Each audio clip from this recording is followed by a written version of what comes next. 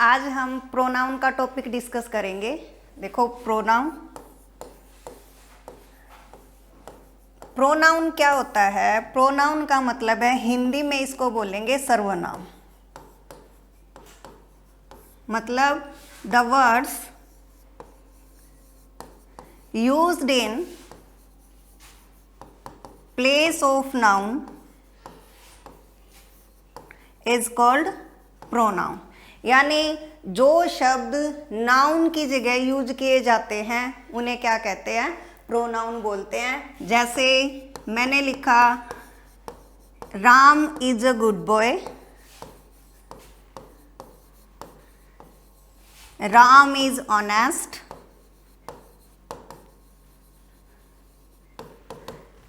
Ram is hard working,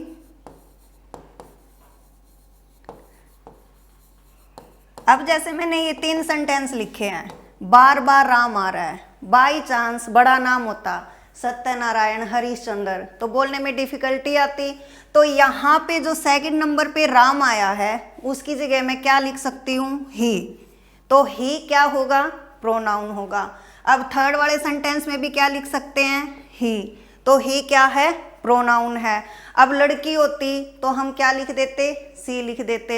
यदि आप बहुत सारे बच्चे बैठे हैं, मुझे नाम नहीं पता होता तो मैं आप यूज करती हूँ, यू।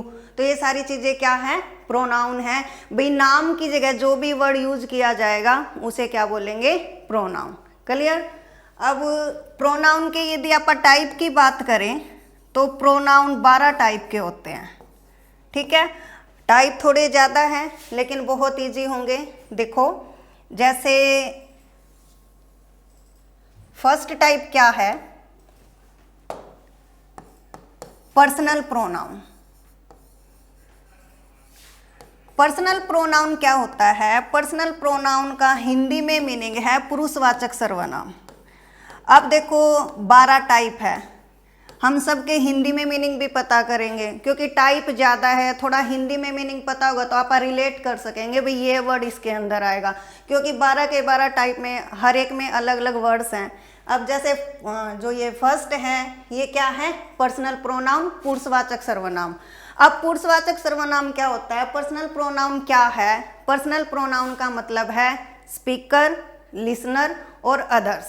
यानी फर्स्ट पर्सन, सेकंड पर्सन और थर्ड पर्सन। फर्स्ट पर्सन कौन है, मैं, स्पीकर, बोलने वाला। सेकंड कौन हो, आप, लिसनर, सुनने वाले। और हमें छोड़ के बाकी बच गए वो थर्ड पर्सन। यानी जो पर्सनल प्रोनाउन है वो कितने टाइप का है, 3 टाइप का है। फर्स्ट पर्सन, आई और वी। Second person, you. और third person, he, she, it और दे। यानी फर्स्ट पर्सन का मतलब है बच्चों स्पीकर, बोलने वाला। सेकंड पर्सन है लिसनर, सुनने वाले। और थर्ड पर्सन है अदर्स। ठीक है। अब जैसे मैं आपसे पूछूं भाई फर्स्ट पर्सन में प्लूरल क्या है, तो फर्स्ट पर्सन में प्लूरल क्या होगा, वी। आई क्या है, सिंगुलर है, और वी क्या है, प्लूरल है। ऐसे ही यदि सेकंड पर्सन की बात करें तो सेकंड पर्सन में प्लूरल क्या होगा, यू। एक बंदा होता है तब भी यू बोलते हैं और ज़्यादा है तब भी हम क्या यूज करते हैं, यू। यानी जो यू है वो सिंगुलर और प्लूरल दोनों होगा, लेकिन वर्ब अपने साथ हमेशा क्या लेता है, प्लूरल वर्ब का यूज करता है ये। ठीक है। और थर्ड पर्सन में प्लूरल क्या होगा, दे। ही, सी, इट क्या है, सिंगुलर है, और दे क्या है, प्लूरल है। ठीक है। अब देखो जब भी हम किसी भी बच्चे से पूछते हैं भाई फर्स्ट पर्सन क्या है, तो मोस्टली बच्चे क्या बोलेंगे, आई, माई, मी, वी या वरस, यू, यूर, यू, ऐसे ही ट्यूनिंग लगा के बोलते हैं। तो अब ये तो हमें पता है भाई आई क्या है, भाई पर्सनल प्रोनाउन है। तो ये माई क्या है, मी क्या है, हमें नहीं पता होता इन चीज़ों का। तो अब उसके लिए मैं एक टेबल डिस्कस कर रही हूँ, उस टेबल को ध्यान में रखेंगे। देखो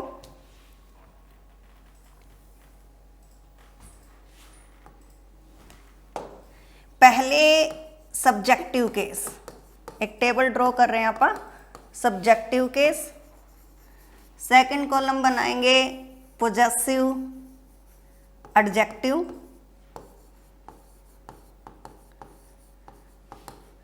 थर्ड है ऑब्जेक्टिव केस और फोर्थ है पोजेसिव प्रोनाउन।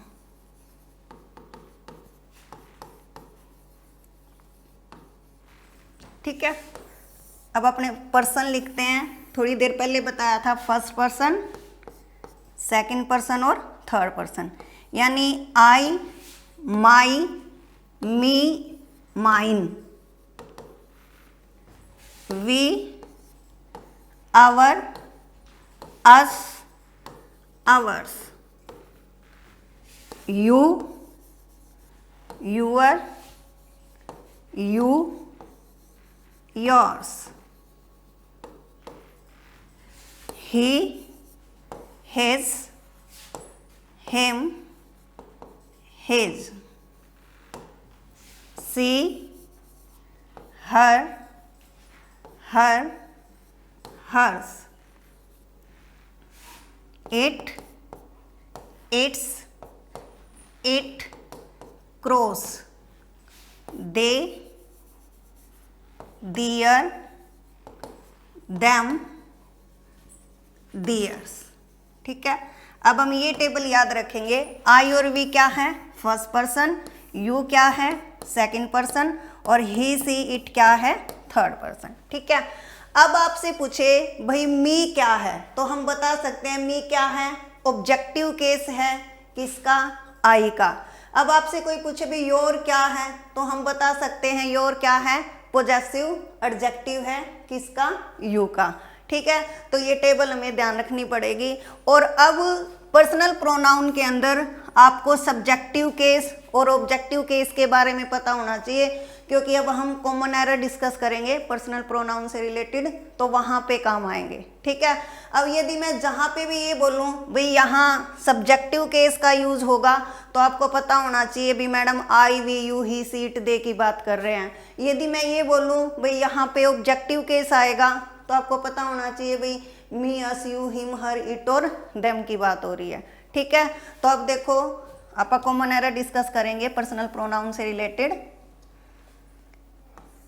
अब कॉमन एरर तो आप समझते ही है ना भाई, एक सेंटेंस को 4 पार्ट में डिवाइड करके देंगे, किसी एक पार्ट में एरर होगी और हमें ये पता होना चाहिए भी कहाँ पे एरर है। ठीक है, तो पर्सनल प्रोनाउन की फर्स्ट एरर क्या है? देखो, यदि किसी सेंटेंस में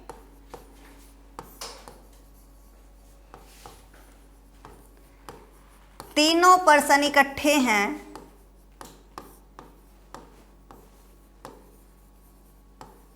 तीनों पर्सन इकट्ठे का मतलब है फर्स्ट, सेकंड एंड थर्ड, और सेंटेंस में पॉजिटिव सेंस है।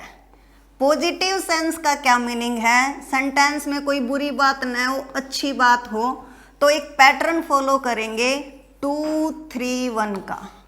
क्या है? यदि किसी सेंटेंस में तीनों पर्सन इकट्ठे हैं और सेंटेंस में पॉजिटिव सेंस है, तो क्या रूल फॉलो होगा? 2, 3, 1। मतलब क्या है? पहले सेकंड पर्सन आएगा, फिर थर्ड पर्सन आएगा और फिर फर्स्ट पर्सन आएगा। फॉर एग्जाम्पल मैंने लिखा he, I and you have gone to market.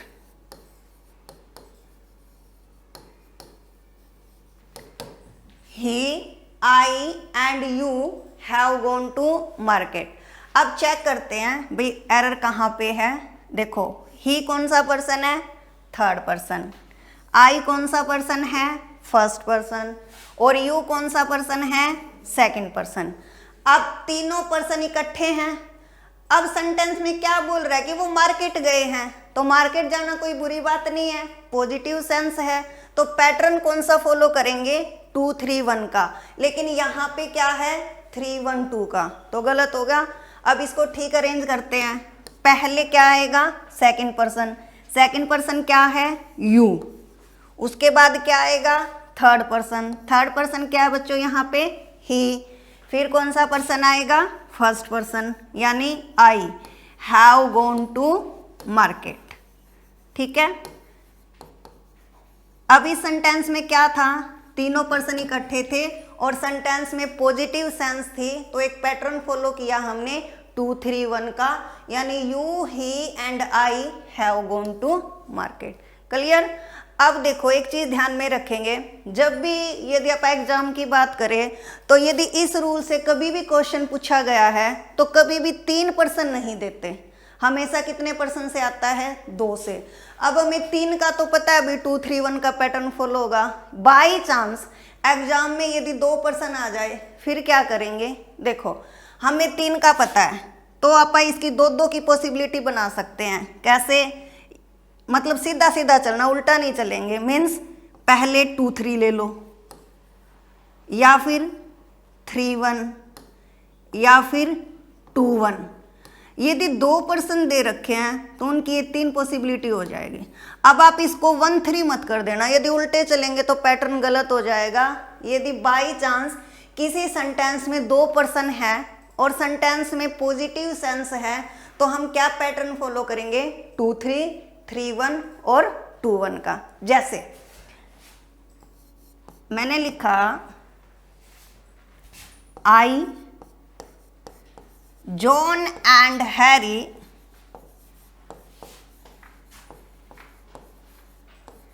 have finished this work.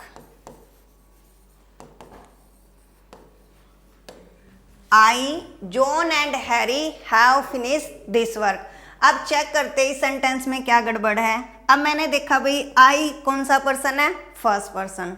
John and Harry ये नेम है तो किस में काउंट करेंगे आप, थर्ड पर्सन में। अब उन्होंने काम खत्म किया है तो यहाँ पे भी कोई नेगेटिव सेंस नहीं है तो पॉजिटिव सेंस, और पॉजिटिव सेंस में भी 2 मेंबर है, या तो फर्स्ट पर्सन है या थर्ड पर्सन है। अब अपने रूल की तरफ चलो। अब मैंने देखा 2 3 3 1 और 2 1, अब यहाँ पे 1 3 ये मैच कर रहा है, लेकिन जो क्वेश्चन दिया गया है वहाँ पे तो 1 3 है, लेकिन इसके अकॉर्डिंग क्या होना चाहिए, 3 1 होना चाहिए। इसका मतलब यहाँ पे गड़बड़ है। यदि हम इसको ठीक करेंगे तो पहले क्या लिखेंगे, John, Harry and I have finished this work. Clear. मैंने आपको क्या समझाया है, फर्स्ट रूल क्या है कॉमन एरर का यहाँ पे, भाई यदि सेंटेंस में तीनों पर्सन इकट्ठे हैं, सेंटेंस में पॉजिटिव सेंस है तो एक पैटर्न फॉलो करेंगे 2 3 1 का। बाई चांस यदि एग्जाम में 2 पर्सन है तो वहां पे जो पॉसिबिलिटी है उसको आप डिस्कस करेंगे 2 3 3 1 और 2 1, इसको ध्यान में रखेंगे। क्लियर। अब इसी का सेकंड रूल क्या है,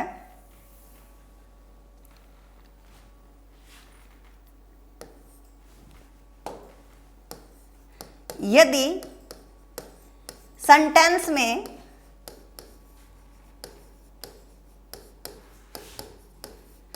तीनों पर्सन इकट्ठे हैं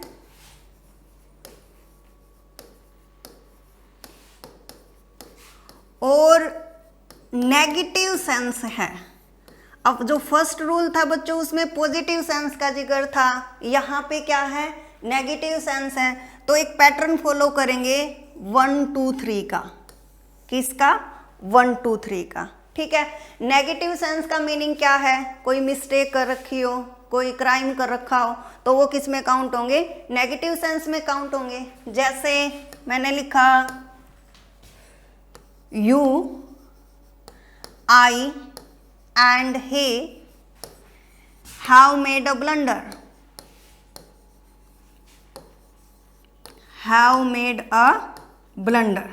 ठीक है। You, I and he have made a blunder। अब चेक करो भाई इसको, यू कौन सा पर्सन है, सेकंड पर्सन। आई कौन सा पर्सन है, फर्स्ट पर्सन। ही कौन सा पर्सन है, थर्ड पर्सन। ठीक है। अब तीनों पर्सन इकट्ठे हैं। अब चेक करेंगे पॉजिटिव सेंस है या नेगेटिव सेंस है। Have made a blunder, blunder means big mistake, बड़ी भूल, ठीक है। तो यहाँ पे ब्लंडर का मतलब बड़ी भूल, बिग मिस्टेक है, इसका क्या मतलब है, नेगेटिव सेंस है। अब नेगेटिव सेंस है तो क्या पैटर्न फॉलो करते हैं बच्चों, 1 2 3 का, लेकिन यहाँ पे क्या है 2 1 3, तो गलत है। अब इसको अरेंज करो अच्छे से। पहले क्या लिखेंगे, फर्स्ट पर्सन, फर्स्ट पर्सन क्या है आई, फिर क्या लिखेंगे सेकंड पर्सन, सेकंड पर्सन क्या है यू, फिर लिखेंगे थर्ड पर्सन यानी he have made a blunder, ऐसे ठीक होगा, ठीक है। अब देखो सेम चीज यहाँ पे, भाई बाई चांस 2 पर्सन हो, फिर क्या करेंगे, वही पॉसिबिलिटी ले लो, या तो 1 2 या फिर 2 3 या फिर 1 3, ठीक है। तो इनकी ये पॉसिबिलिटी हो जाएगी बच्चों, क्लियर। अब नेक्स्ट रूल क्या है, यदि तीनों पर्सन प्लूरल हो, अभी तक सिंगुलर प्लूरल का कोई जिक्र नहीं था, अब थर्ड रूल में क्या है, यदि तीनों पर्सन प्लूरल है तब भी 1 2 3 का पैटर्न ही फॉलो करेंगे, चाहे पॉजिटिव सेंस है या नेगेटिव सेंस है, ठीक है। अब देखो थोड़ी देर पहले मैंने आपसे पूछा था भाई फर्स्ट पर्सन में प्लूरल क्या है वी, सेकंड में प्लूरल क्या है यू, और थर्ड पर्सन में प्लूरल क्या था दे। तो अब यही है, यदि तीनों पर्सन प्लूरल है तो 1 2 3 का पैटर्न फॉलो होगा, चाहे पॉजिटिव सेंस है या नेगेटिव, डजंट मैटर, ठीक है। जैसे मैंने लिखा we you and they have made a crime,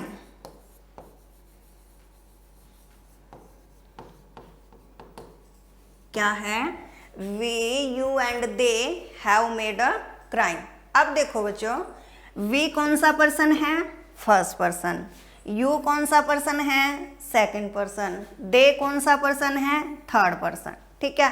first second third person आगे।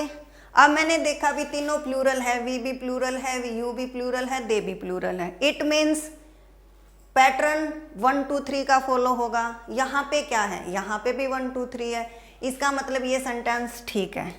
कई बार क्या होता है, सेंटेंस को ठीक देते हैं, धक्के से गलती नहीं निकालनी होती, ये सेंटेंस ठीक है, इस सेंटेंस में कोई भी एरर नहीं है, क्लियर। यानी मैंने आपको अभी 3 रूल बताए हैं, एक बार सुनो दोबारा। फर्स्ट रूल क्या था, तीनों पर्सन इकट्ठे हैं, पॉजिटिव सेंस है तो 2 3 1, नेगेटिव सेंस है 1 2 3, और तीनों पर्सन प्लूरल है तो भी 1 2 3, पॉजिटिव और नेगेटिव सेंस का कोई मतलब यहाँ पे नहीं होगा, ठीक है। अब नेक्स्ट रूल देखो,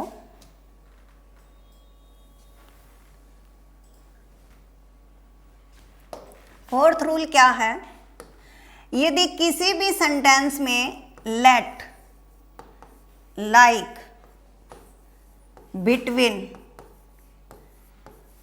बट, एक्सेप्ट या प्रपोजिशन आ जाए,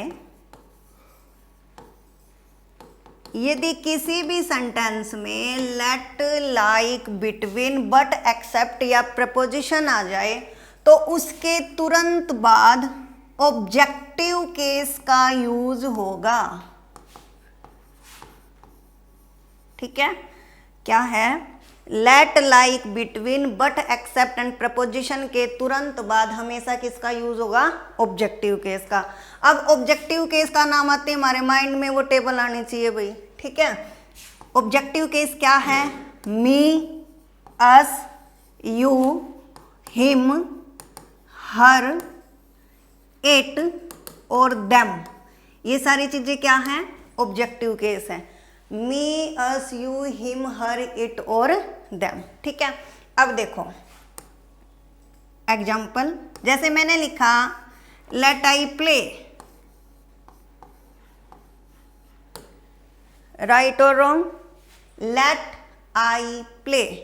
अब यहाँ पे लेट आया है, रूल क्या कहता है कि भाई लेट के बाद तो ऑब्जेक्टिव केस आएगा, पर यहाँ पे आई क्या है, सब्जेक्टिव केस है, यानी ये सेंटेंस गलत है। यहाँ पे आएगा लेट मी प्ले, आई का ऑब्जेक्टिव केस क्या होगा? मी, आई, माई, मी। तो यहाँ पे लेट मी प्ले। जैसे मैंने लिखा देयर इज अ क्वेरल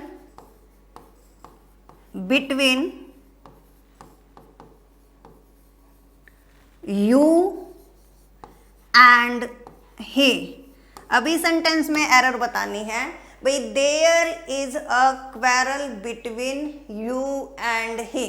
अब यहाँ पे क्या आया? बिटवीन। बिटवीन के बाद भी क्या आएगा? ऑब्जेक्टिव केस आएगा। फिर मैंने चेक किया भाई बिटवीन यू, यू तो यहाँ पे है, यानी ये तो ठीक है। अब यहाँ पे क्या है? ही। लेकिन ही तो सब्जेक्टिव केस होता है, लेकिन ही का ऑब्जेक्टिव केस क्या होगा? हिम। यानी यहाँ पे क्या आएगा बच्चों? हिम का यूज होगा। ठीक है। There is a quarrel between you and him. भाई बिटवीन आया है तो बिटवीन के बाद भी क्या आएगा? ऑब्जेक्टिव केस आएगा। ठीक है। जैसे मैंने लिखा सी डिपेंड्स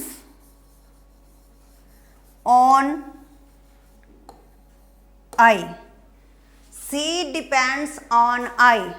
ऑन क्या है बच्चों? प्रपोजिशन। और प्रपोजिशन के बाद भी क्या आएगा? ऑब्जेक्टिव केस आएगा। ठीक है। यानी यहाँ पे आई की बजाय क्या आएगा? मी आएगा।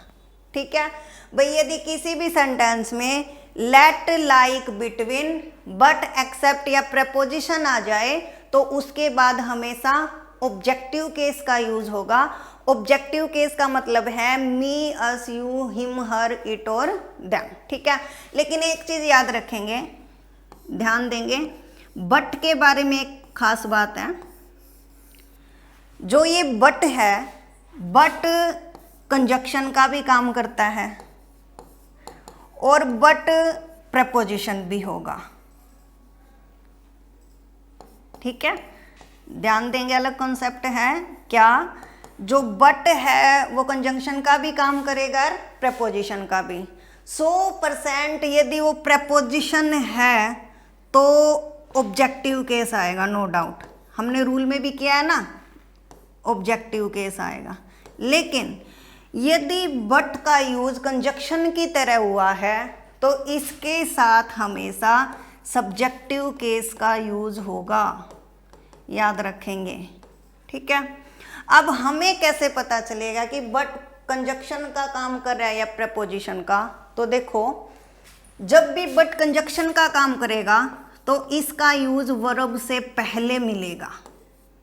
ठीक है। जब भी बट कंजक्शन का काम करेगा तो इसका यूज वर्ब से पहले मिलेगा, लेकिन प्रपोजिशन के केस में ऐसा नहीं होगा। जैसे एग्जाम्पल से क्लियर करते हैं, देखो इसको।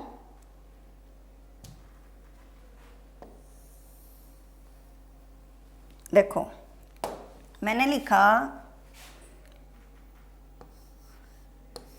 all of them have passed but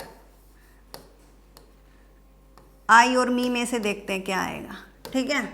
यहाँ पे लिखा all but सी या हर में से फिल करेंगे came to attend the party।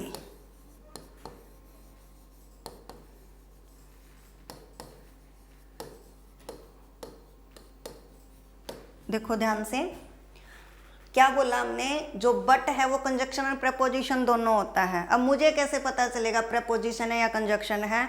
तो जब भी कंजक्शन होगा तो वो वर्ब से पहले आएगा। अब मैंने चेक किया यहाँ पे केम। केम क्या है? एक वर्ब है। वर्ब से पहले बट का यूज हुआ है। वर्ब से पहले बट का यूज हुआ है तो यहाँ पे क्या आएगा? Subjective case. अब इन दोनों में से सब्जेक्टिव केस क्या है? सी सब्जेक्ट होता है या हर सब्जेक्ट होता है? बच्चे सी सब्जेक्ट होगा, हर क्या होगा? ऑब्जेक्ट होगा। यानी यहाँ पे क्या फील करेंगे अपन? All but she came to attend the party. All but she. लेकिन मैंने देखा यहाँ पे जो बट है वो वर्ब से पहले नहीं आया, यहाँ पे तो डायरेक्ट फुल स्टॉप आ गया ना। यानी यहाँ पे जो बट है ये क्या है? प्रपोजिशन है। ठीक है।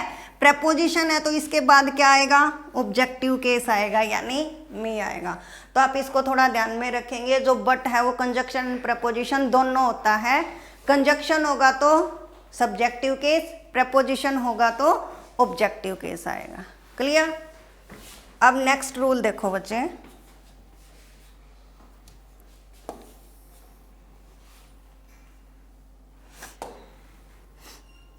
फिफ्थ पे पहुंच गए आप।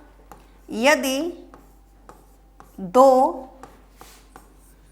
सब्जेक्ट के बीच कंपैरिजन है, यदि दो सब्जेक्ट के बीच कंपैरिजन है, मतलब तुलना है, और कंपैरिजन के लिए आपको एज, देन और टू दिए मिलेंगे। ठीक है भाई, यदि दो सब्जेक्ट के बीच कंपैरिजन है तो सब्जेक्टिव केस आएगा।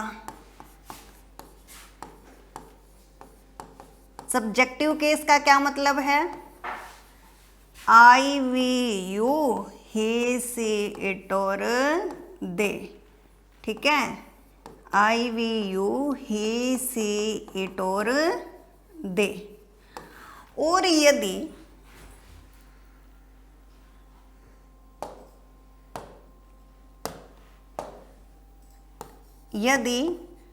दो ऑब्जेक्ट के बीच कंपैरिजन है, और यदि दो ऑब्जेक्ट के बीच कंपैरिजन है तो ऑब्जेक्टिव केस आएगा भाई। ठीक है, तो ऑब्जेक्टिव केस आएगा। ऑब्जेक्टिव केस तो बहुत बार डिस्कस कर चुके हैं अपने फोर्थ रूल में भी, वही था, है ना। मी है, अस है, यू है, हिम है, हर, इट और देम। ठीक है, क्या बोला मैंने, यदि दो सब्जेक्ट के बीच कंपैरिजन है तो सब्जेक्टिव केस, और यदि दो ऑब्जेक्ट के बीच कंपैरिजन है तो ऑब्जेक्टिव केस, है ना। अब देखो ध्यान से, एग्जाम्पल से क्लियर करते हैं। मैं 3-4 एग्जाम्पल लिख रही हूँ, फिल इन दी ब्लैंक रहेंगे। ठीक है, जैसे फर्स्ट है,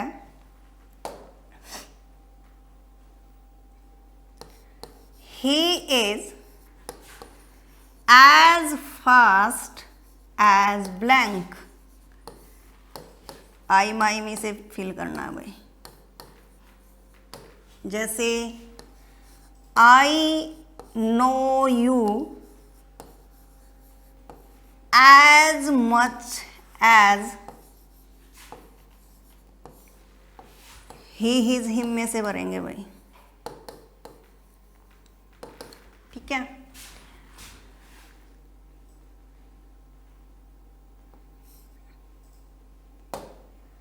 I am certainly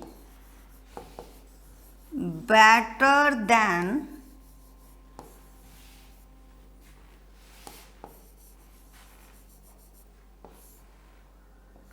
she, her.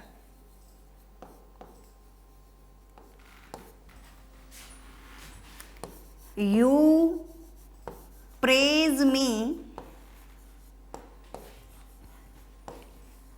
as much as he, his, him में से फिल करेंगे। ठीक है, देखो ध्यान से। अब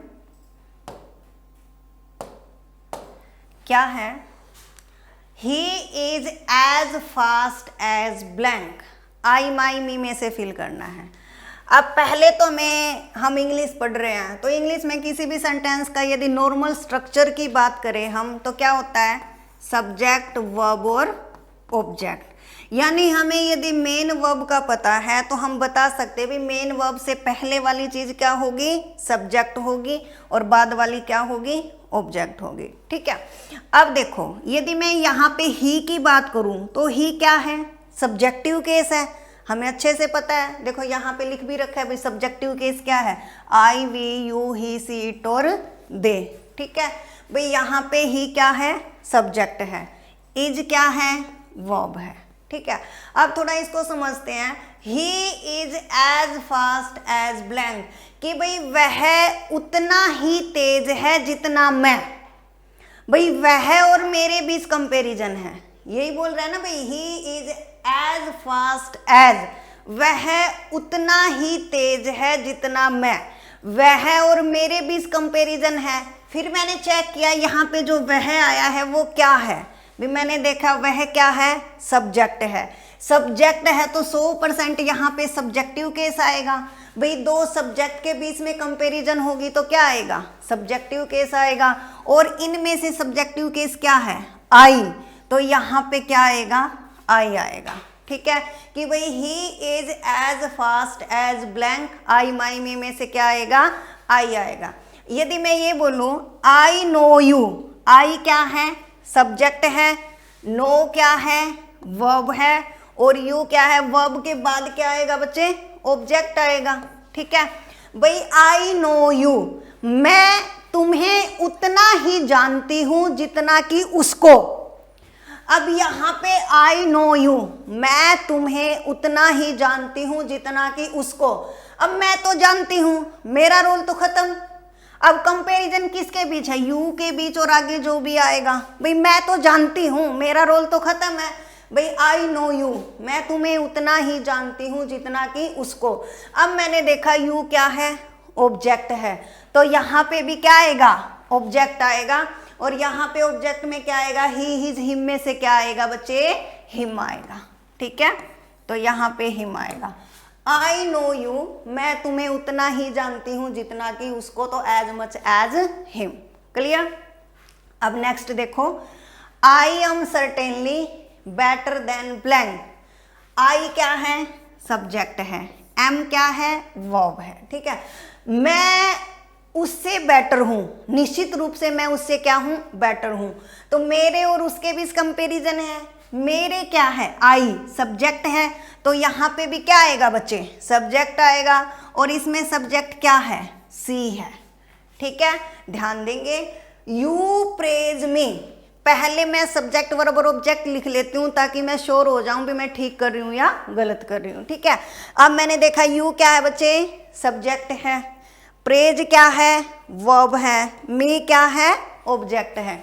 ये क्या बोल रहा है, यू प्रेज मी, तुम मेरी उतनी ही प्रशंसा करते हो जितनी कि उसकी। अब तुम तो प्रशंसा करते हो, तुम्हारा रोल तो खत्म। अब कंपैरिजन तो मेरे और उसके बीच है ना। भाई तुम मेरी वैसी ही प्रशंसा करते हो जितनी कि उसकी। तो यहाँ पे मी क्या है, ऑब्जेक्ट है, तो 100% यहाँ पे भी क्या आएगा, ऑब्जेक्ट आएगा।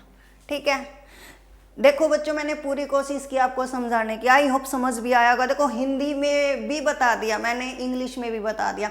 फिर भी ना समझ में आए तो एक शॉर्ट ट्रिक और सुनो इसकी। ही क्या है, जैसे फर्स्ट एग्जांपल है, ही क्या है, सब्जेक्ट है, इज क्या है, वर्ब है।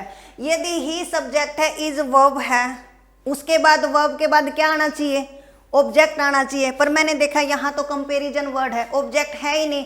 यदि ऑब्जेक्ट नहीं है तो मैं कंपैरिजन कैसे कर सकती हूँ ऑब्जेक्ट के, मैं कैसे ऑब्जेक्ट लगा सकती हूँ। भाई जो बंदा है ही नहीं मैं उसकी कंपैरिजन कर ही नहीं सकती, है ना। तो यहाँ पे सब्जेक्ट आएगा। क्लियर। यदि मैं ये बोलूँ आई नो यू, आई क्या है, सब्जेक्ट है, नो क्या है, वर्ब है, यू क्या है, ऑब्जेक्ट है। अब यहाँ पे यू ऑब्जेक्ट है, ऑब्जेक्ट दे रखा हो ना बच्चे तो 100% ऑब्जेक्ट ही आएगा। थोड़ा ऐसे ध्यान रख लेना। ठीक है, तो ये ऐसे करके आप कर सकते हैं। ठीक है, अब अगला रूल क्या है हमारा, देखो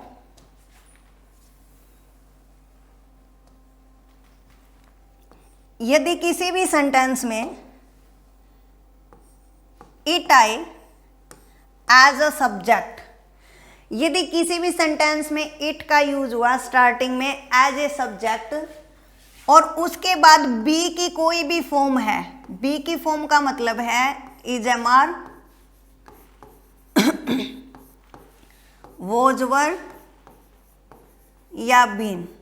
ठीक है, क्या बोला मैंने, यदि किसी भी सेंटेंस में इट आए और उसके बाद बी की कोई भी फॉर्म है is am are, was were, been, तो उसके तुरंत बाद सब्जेक्टिव केस का यूज होगा, बहुत इंपॉर्टेंट है बच्चों, कई बार कॉमन एरर में पूछा जाता है। उसके तुरंत बाद क्या आएगा, सब्जेक्टिव केस आएगा। ठीक है, सब्जेक्टिव केस क्या होता है, I we you he she it और। देखो तो मैं बार बार क्यों लिख रही हूँ, ताकि आपको याद हो जाए। अब मैं पढ़ा रही हूँ, पढ़ाते पढ़ाते सारा कॉन्सेप्ट क्लियर हो जाए, तो उससे अच्छी बात क्या है बच्चों, है ना भाई। स्टार्टिंग में इट है, उसके बाद बी की कोई भी फॉर्म है, तो उसके तुरंत बाद क्या आएगा, सब्जेक्टिव केस आएगा। ठीक है, जैसे मैंने लिखा it's me who am to blame, it's me who am to blame.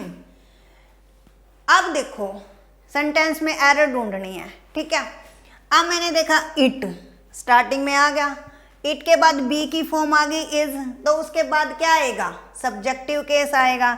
But मैंने क्या लगा दिया बच्चों, मी क्या है, ऑब्जेक्टिव केस है, तो मी की बजाय क्या आएगा, आई आएगा। अब देखो ये नोट करने की बात है, हम जब स्पोकन करते हैं तो स्पोकन में क्या कहते हैं, इट्स मी बोलते हैं ना बच्चों। ग्रामेटिकली स्पोकन में चल जाएगा, ग्रामेटिकली रॉन्ग है, इट्स मी नहीं होता, क्या होता है, it's I who am to blame.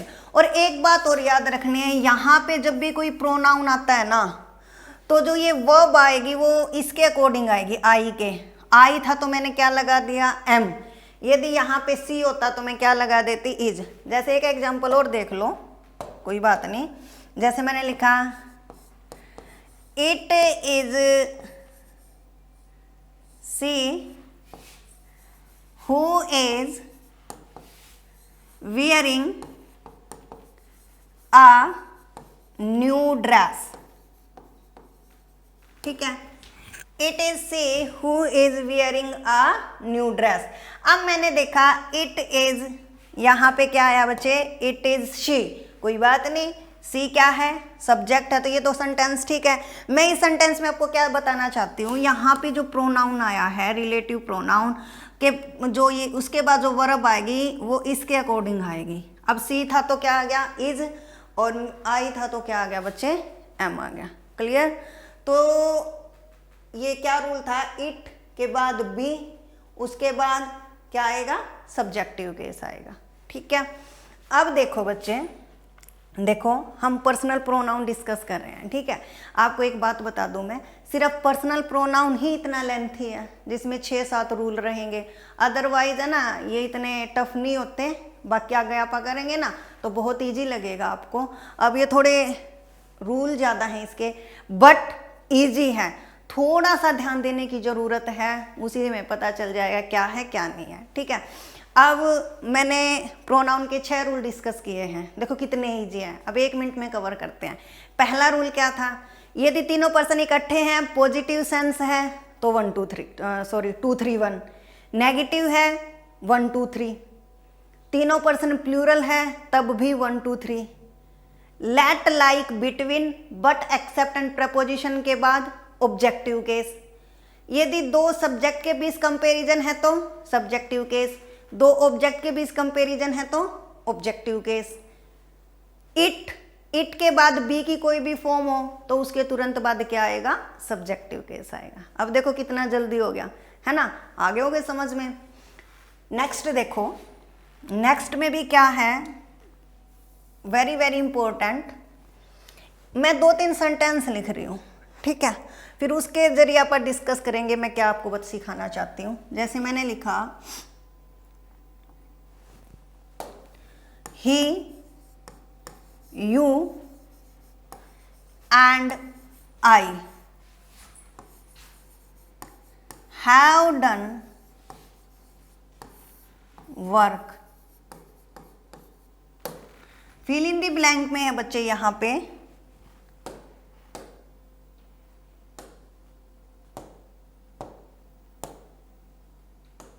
देखो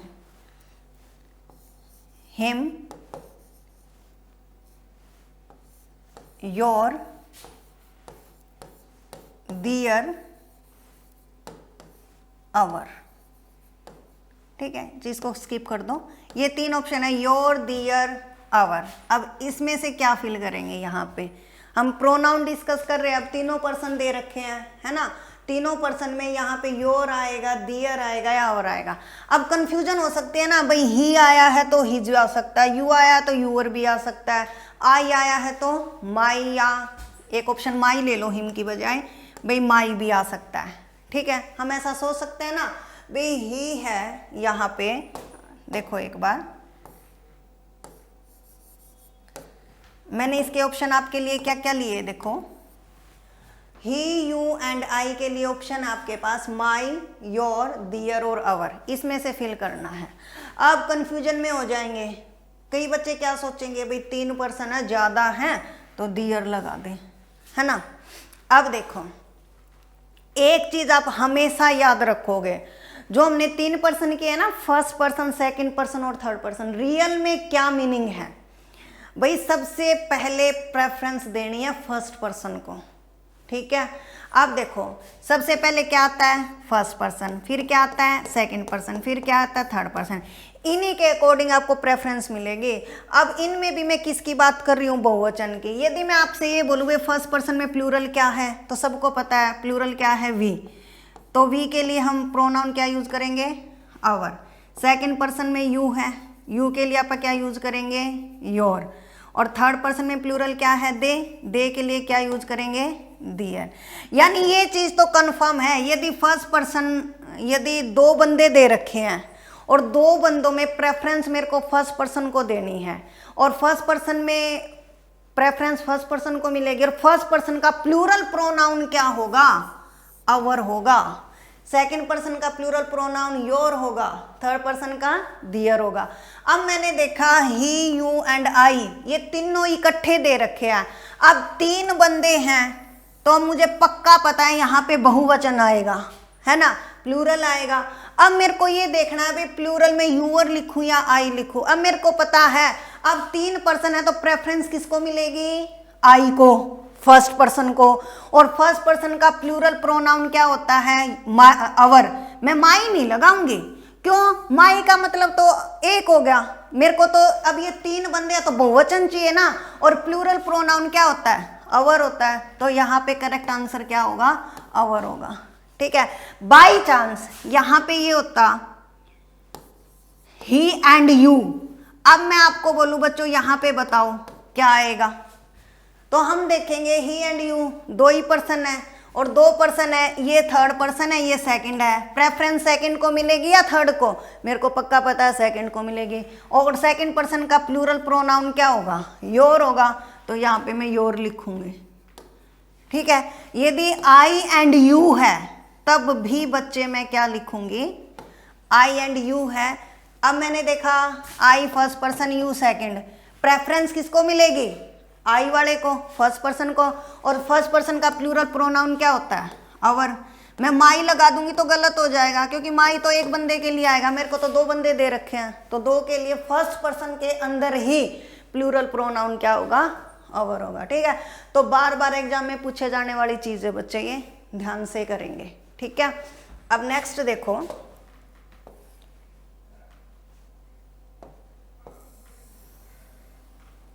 अब मैं आपको बार बार बोल रही हूँ थर्ड पर्सन है, ही, सी, इट और दे।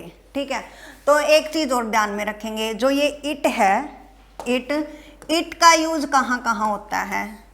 अब ही का तो हमें पता है लिविंग थिंग के लिए आएगा।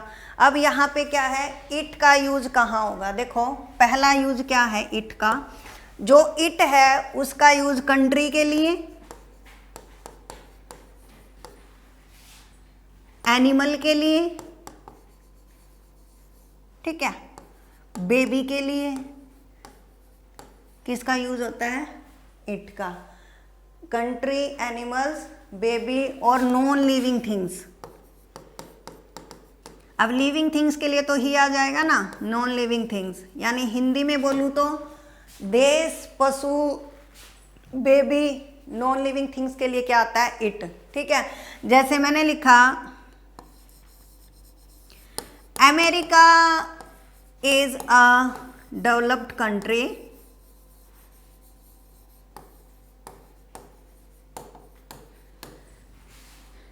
Is it is super power. ठीक है, अब मैंने देखा अमेरिका क्या है, कंट्री नेम है, तो इसके लिए आगे जो प्रोनाउन यूज किया वो क्या कर दिया, इट कर दिया। ऐसे ही बेबी के लिए भी इट आता है, एनिमल्स के लिए भी, नॉन लिविंग थिंग्स के लिए भी। ठीक है, एक देखो टेम्परेचर, टाइम, वेदर, ठीक है, और टेम्परेचर है, टाइम है, वेदर है, वहाँ पे इट का यूज इंट्रोडक्टरी सब्जेक्ट के, क्लॉक है, ठीक है, इंट्रोडक्टरी सब्जेक्ट के रूप में यूज होता है। डिस्टेंस के लिए भी, जैसे मैं कह दूँ भाई 6 बज गए, 6 बज गए का क्या मतलब है, इट इज 6 o'clock, 6 बज गए भाई। ठीक है, मैं बोल दूँ बारिश हो रही है, तो हम क्या बोलते हैं, इट इज रेनिंग। हम जो इट है उसका यूज इंट्रोडक्टरी सब्जेक्ट के रूप में करते हैं, मेन स्टार्टिंग में यूज करके सेंटेंस को पूरा कर सकते हैं। ठीक है, तो टेम्परेचर, टाइम, वेदर, डिस्टेंस वगैरह के लिए क्या यूज करते हैं, इट का यूज करते हैं। क्लियर, तो हमने पर्सनल प्रोनाउन अच्छे से डिस्कस किया। अब करते हैं भाई सेकेंड टाइप। थोड़ा सा पर्सनल प्रोनाउन टफ था, बट इतना भी टफ नहीं था कि हम इसको नहीं कर पाएंगे।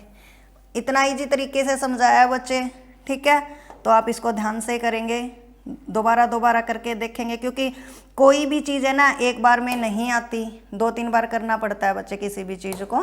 तो आप 2-3 बार प्रैक्टिस करेंगे तो वो आपको अच्छे से क्लियर हो जाएगा। ठीक है।